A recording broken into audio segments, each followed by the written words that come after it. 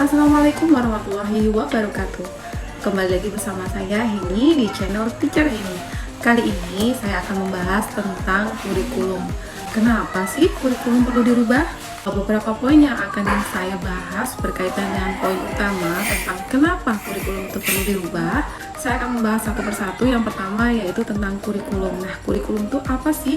Kemudian bagaimana sejarah perkembangan kurikulum di Indonesia? Bagaimana perkembangan generasi-generasi yang ada di Indonesia? Kenapa kurikulum perlu diubah? Simak video ini sampai akhir ya.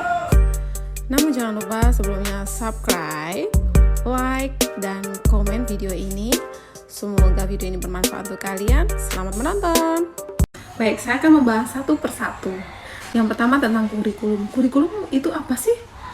Nah, dilansir dari beberapa pengertian, kurikulum pendidikan adalah seperangkat rencana dan program pembelajaran yang dirancang untuk memandu proses pendidikan di berbagai tingkat, mulai dari sekolah dasar hingga perguruan tinggi. Mencakup mata pelajaran yang diajarkan, metode pengajaran yang digunakan, serta standar pencapaian yang diharapkan oleh siswa. Nah, tujuan kurikulum sendiri adalah untuk memberikan arahan dalam memberikan pendidikan yang konsisten dan berkualitas. Jadi di sini sudah jelas ya bahwa kurikulum adalah satu hal penting bagi kita. Sekarang sejarah perkembangan kurikulum. Ternyata sejak tahun 1945 Indonesia merdeka sampai 2023 saat ini, Indonesia telah mengalami 11 kali perubahan kurikulum. Wow, banyak kali ya. Yaitu di tahun 1947, 1968, 1975, 1984, kemudian 1994 sampai 1999, ada lagi 2004, kemudian 2006, kemudian 2013, dan yang terakhir 2023. Ini berarti dalam kurun waktu 78 tahun sejak Indonesia merdeka, kita sudah mengalami perubahan 11 kali. Artinya, jika dirata-rata dalam jangka waktu 7 tahunan, kita telah mengalami perubahan sistem. Pertanyaannya, apakah sudah efektif perubahan sistem terhadap kualitas pendidikan yang ada di Indonesia? Sekarang mari kita bandingkan terhadap perubahan generasi yang ada di Indonesia. Sebelum kita membahas tentang perubahan generasi, kita simak dulu pengertian tentang generasi ya. Generasi adalah kelompok orang yang memiliki karakteristik dan pengalaman yang sama atau serupa karena mereka lahir dalam rentang waktu yang relatif sama. Generasi ini sering dibagi berdasarkan tahun kelahiran atau peristiwa sejarah yang signifikan. Ada beberapa pembagian generasi berdasarkan tahun dan juga sejarah yang signifikan yang mengikat generasi tersebut. Contohnya, pre-boomer atau silent generation, yaitu sebelum 1945, baby boomers 1946 sampai 1964, kemudian generasi X 1965 sampai 1980, kemudian generasi milenial 1981 sampai 1999, ada generasi Z 1997 sampai 2012, yang terakhir adalah generasi Alpha yaitu 2013 sampai 2025. Pengelompokan tadi berdasarkan nilai, keyakinan, budaya, dan teknologi yang mempengaruhi cara mereka melihat dunia dan berinteraksi dengan lingkungan mereka. Ternyata dari adanya konsep generasi ini sering menjadi topik perdebatan dan penelitian dalam konteks sosial, ekonomi, dan budaya. Menurut kamu gimana? Relate sih, karena kita lihat saja kehidupan saat ini juga orientasi yang berubah, yang dulunya seperti kayak alat komunikasi itu dulunya adalah kebutuhan sekunder, sekarang sudah menjadi kebutuhan primer. Kemudian ada lagi cara berbelanja dari aspek ekonomi ya. Cara berbelanja dulu masih mengandalkan offline. Nah, sekarang dengan online semuanya serba cepat dan serba gampang untuk akses mendapatkan barang-barang murah. Perubahan generasi memungkinkan perubahan baik itu dari segi sosial, ekonomi, dan juga ilmu pengetahuan. Yang paling menonjol adalah tentang teknologi. Nah, ini yang menjadi basic kenapa kurikulum itu perlu diubah. Melihat fenomena perubahan generasi tentunya menuntut juga perubahan sistem pelayanan pada pendidikan. Beberapa tantangan zaman yang muncul karena perubahan generasi. Yang pertama adalah tantangan teknologi. Generasi yang lebih muda seperti generasi Y dan generasi Z cenderung terbiasa dengan penggunaan teknologi dan digitalisasi. Ini memungkinkan mereka berharap bahwa dalam setiap kegiatannya, termasuk pembelajaran, itu menggunakan teknologi.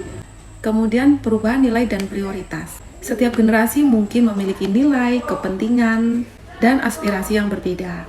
Perubahan generasi juga dapat mencerminkan perubahan dalam prioritas dan kepentingan, seperti kesadaran tentang lingkungan atau tuntutan untuk pendidikan yang lebih inklusif.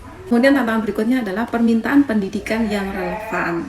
Well, ini memang penting ya, karena nggak mungkin kita akan justru mundur dari zaman yang kita lalui saat ini. Jadi sama pada generasi sekarang, pasti mereka menginginkan pendidikan yang relevan dengan kehidupannya saat ini dan juga masa depan mereka. Ini mungkin mengakibatkan penekanan pada keterampilan seperti pemecahan masalah, kreativitas, dan kewirausahaan. Tantangan berikutnya muncul adalah tentang tantangan budaya dan sosial.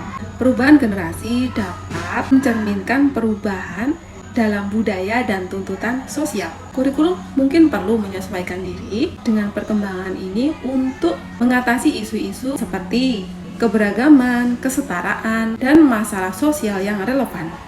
Nah, tuntutan berikutnya itu sebenarnya muncul dari siswa itu sendiri dan juga orang tua yang. Jadi, kenapa harus berubah kurikulumnya? Karena pasti generasi yang lebih muda dan juga orang tuanya pasti memiliki ekspektasi bahwa pendidikan itu harus jauh lebih bagus dibandingkan tahun sebelumnya yang telah mereka lalui. Ini dapat mendorong reformasi kurikulum yang lebih sesuai dengan kehidupannya saat ini. Dari beberapa hal di atas yang sudah saya jelaskan, mungkin akan sedikit mempengaruhi pikiran kita ya, yang berpikir bahwa kenapa kurikulum harus berubah. Dan ternyata penting sekali kurikulum itu berubah. Namun, ada idealnya sih sebenarnya berapa tahun kurikulum itu harus berubah.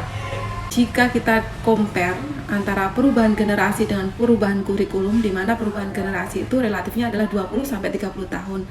Nah, kurikulum ini kok belum sampai 10 tahun, 20 tahun sudah berubah. Nah, apakah itu signifikan? Jadi ada beberapa kesimpulan yang mungkin akan saya ambil bahwa perubahan kurikulum itu penting ketika kita melihat situasi generasi yang memang membutuhkan reformasi kurikulum. Namun, ada hal yang paling penting supaya kurikulum itu bisa berjalan dengan baik, ekspektasi terhadap pendidikan di Indonesia juga bisa tercapai. Ini dia.